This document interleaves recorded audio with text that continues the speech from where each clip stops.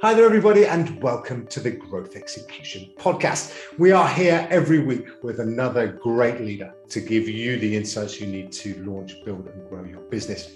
Delighted to be joined this week by Bruno Pešec. He's going to talk to us today about playing lean. Hey, Bruno, how are you doing? Hey, Mel. Well, I'm doing excellent. I'm so happy to be here. And as you said, I will share a bit more about playing lean, which is actually a board game for teaching innovation and entrepreneurship. But just a little bit, so I don't want to hog too much time about myself, but just a little bit so the listeners can understand where I'm coming from with my comments. Please. So I'm an engineer by trade, but what I've been doing for the last 10 years is working in large businesses across Europe, primarily in the domain of innovation. And what I mean by that is, when I say innovation, because it's such a word with so many different meanings, what I mean is something new that creates value. And what this value is different from industry to industry. In educational board games, it's about learning something new. In financial services, it's about, security and not losing your money. So kind of value is very, very relative. Yeah. And that is kind of the background that I'll be speaking from, basically working in different industries, experiencing failures and successes with bringing products to life. Superb. Listen, and thank you for giving us that sort of foundation. Obviously, looking forward to talking about the game because I love the idea of how you can gamify up this obviously a physical game as well. Often we talk about digital side, but let's just start with you and why. Why have you chosen this particular path? Why are you running this business, Bruno? So specifically, Playing Lean started from scratching our own need. So my friend, Simon Fure Jorgensen, back in the day, he used to run a software consultancy company. And part of their core business was also teaching people different approaches like Agile, Kanban, etc. And they liked using games because they worked really well with the clients and people in general, because it's a bit safer to try something new when you're playing a game, even as an adult. What didn't exist then was a game or some tool like that for teaching lean startup, which is just one of the methods of developing new products in, let's say, a bit safer way.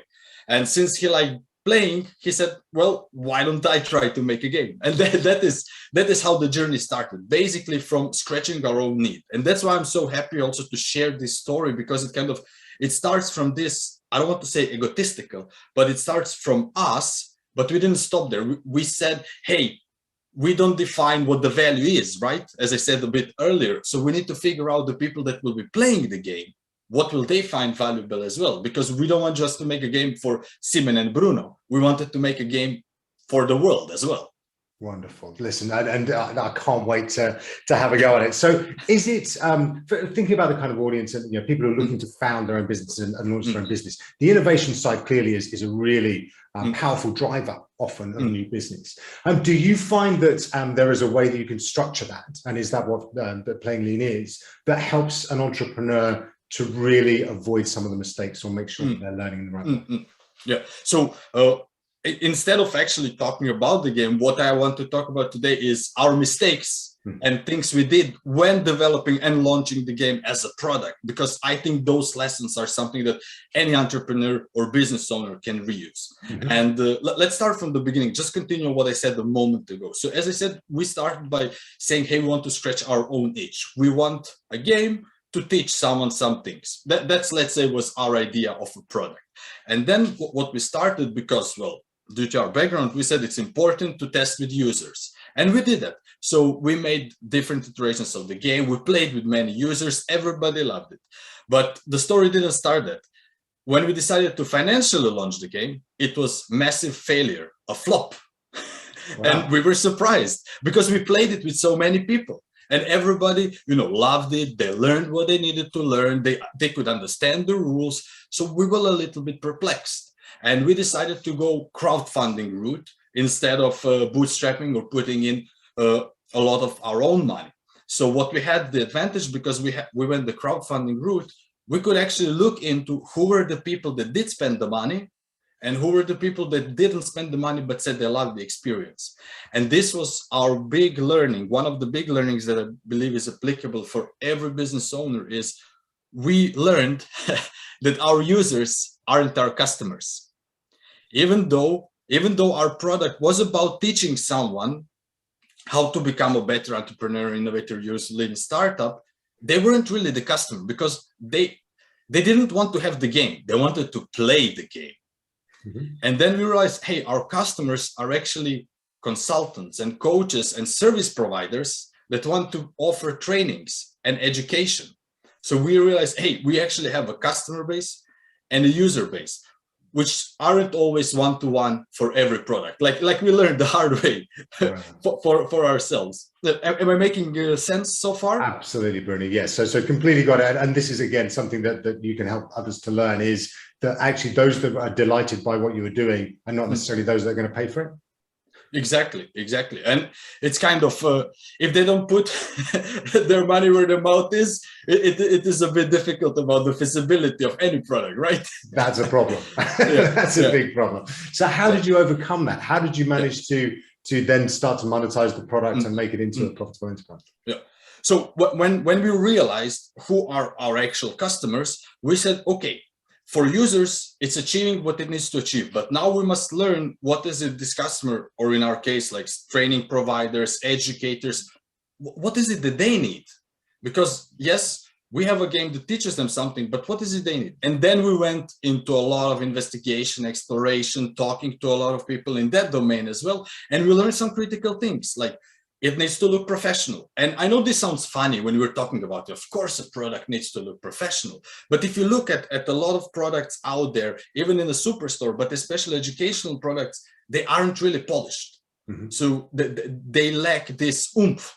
And we said, okay, what does polished mean? It means that if you buy Playing Lean as a product, as a game, it needs to look good on your bookshelf. You shouldn't be ashamed to have it there.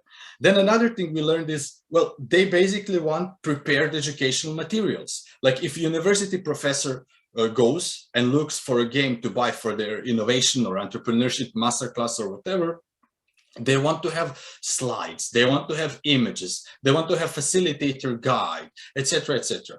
That was another important thing. And the third important thing that we learned was they want to have a strong reference, meaning they want to have a thought leader behind the product. So we went and we partnered with the biggest thought leaders, where we basically asked them, hey guys, would you like to take a look at the game? Would you like to endorse it? And we were lucky that, well, they said yes. And these three critical elements, bam, that was the last missing piece of the business model. Wow. And then it was easy from them. That's fantastic. And then, you can hear in that the iterative process, your own kind of lean startup sort of ideology coming into play, and learning, finding product market fit, all of these things are so important to young businesses who are starting out. What did you then, so it's from the marketing side of things, you've got your product there now.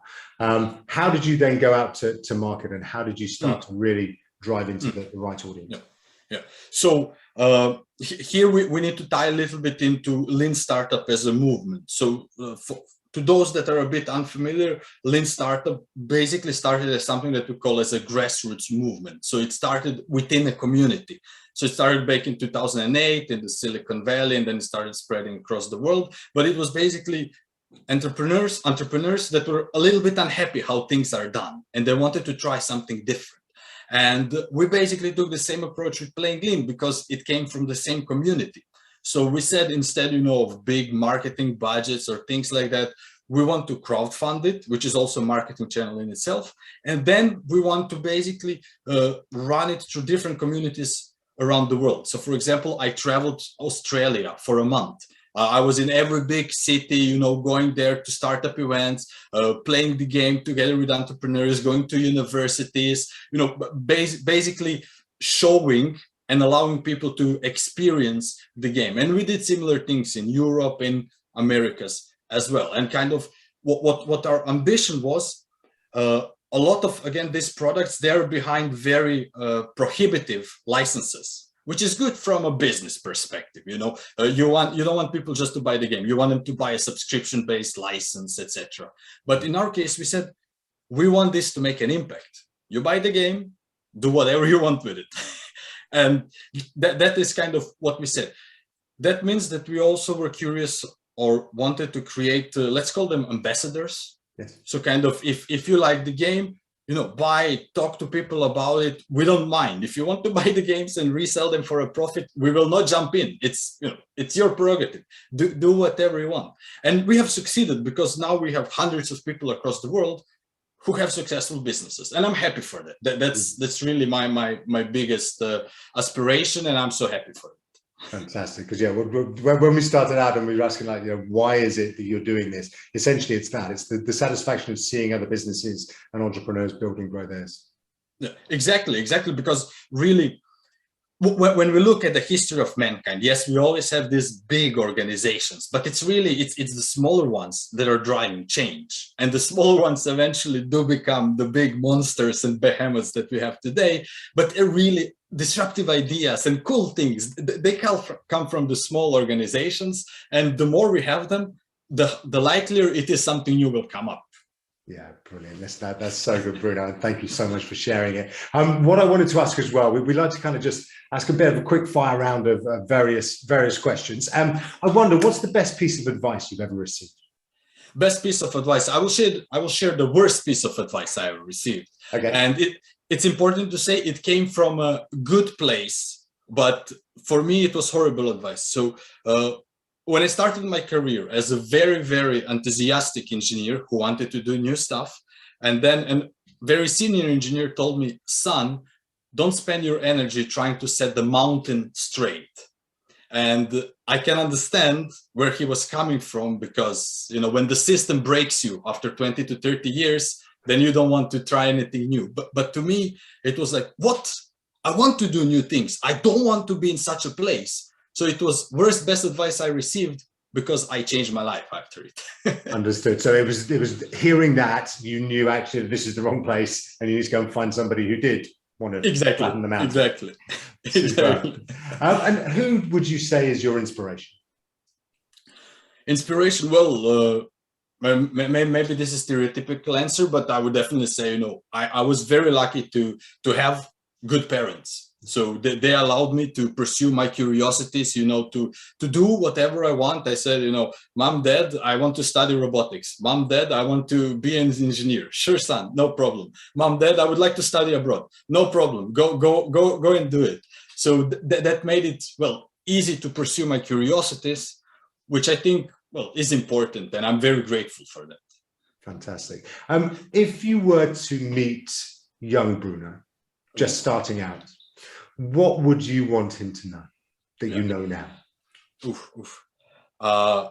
One of the things that I had to work a lot on, and still need, I believe, is relationship with people. So especially being very technical driven, I was always very direct, very terse, without thinking, how to actually deliver the message. If I think idea was stupid, I would say your idea is stupid.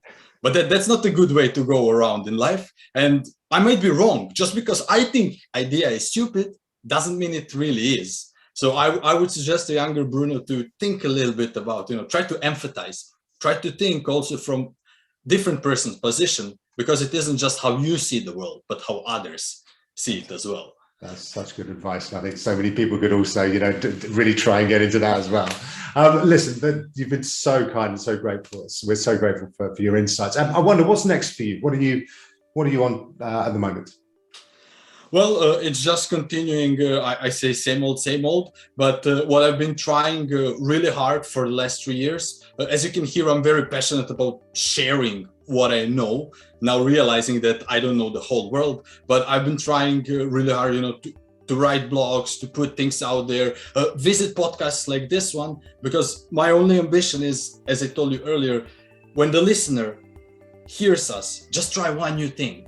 And that's the only thing I hope that will happen after this. And if anything I've written or said helps anyone a little bit, I'd be so happy. So that remains to be the next thing. Excellent, Bruno. That's such great. And we're so grateful again for you taking part in the Growth Execution podcast. People will want to know where they can reach out to you. Where should they go? Yeah. So www.pesec.no. You can find my phone number, email there. Don't hesitate just to reach out. I don't try to hide behind contact forms and I don't know what magics. very direct. Just write and I'll reply as soon as I have time. And I'm always happy to discuss anything, as you can hear, hopefully, in my voice and energy. We absolutely can. And again, it's great to hear from you. Bruno Pešec of Playing Lean. We really, really appreciate your time today. Thank you. We'll make sure that all the links are within the podcast group as well. Thank you for being part of our podcast today. Thank you for having me. A real pleasure. That's all we've got time for this week. Thank you for listening in. We will be back again next week with another great entrepreneur sharing their stories and helping you to launch, build and grow your business. Until then, have a great growth week and we will see you in 7 days. All the best. Take care. Bye-bye.